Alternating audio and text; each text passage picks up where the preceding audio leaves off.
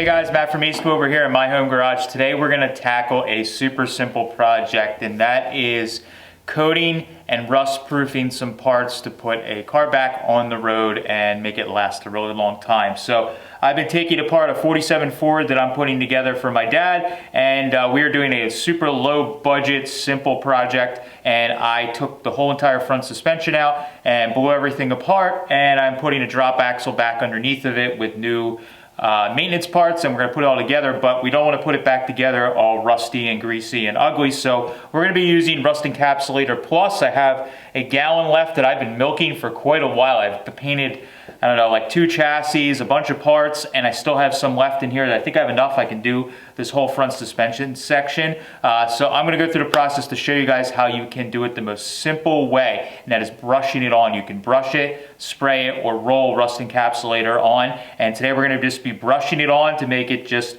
a simple rust-proofed front suspension that will look period correct when it's all together underneath of the car. So let's get started degreasing and de-rusting all of this.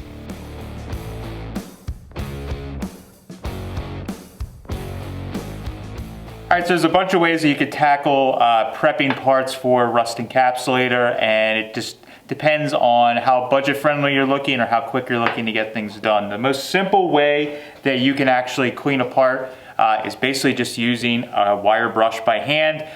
You can usually get a lot of the work done just with this to knock off any of the heavy rust, grease, different things like that, and then maybe use pre or some kind of grease solvent to dissolve the grease, but basically just a wire brush and use a little bit of sweat equity. You can get your parts all cleaned up and ready to go for Rust Encapsulator. Now I'm going to be using a combination of tools, so I am going to be using the wire brush to clean up some of the parts where it's harder to get into tight areas and knock the grease and rust off. The other thing I'm going to be doing is using the Eastwood SCT. I'm going to be using that with the metal wire drum, so I can go over the areas that are kind of more broad, larger areas, so like these leaf springs.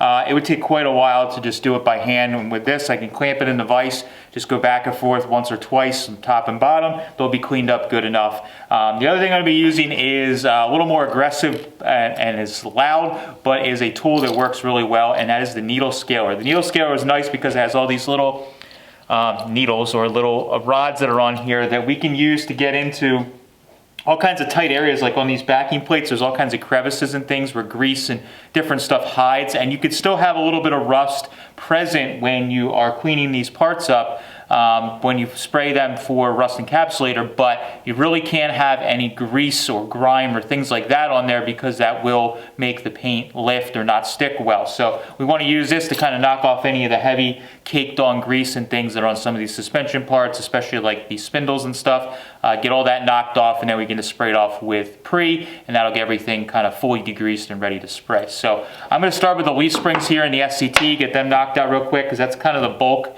of the work, and then we're going to go into some of the other things.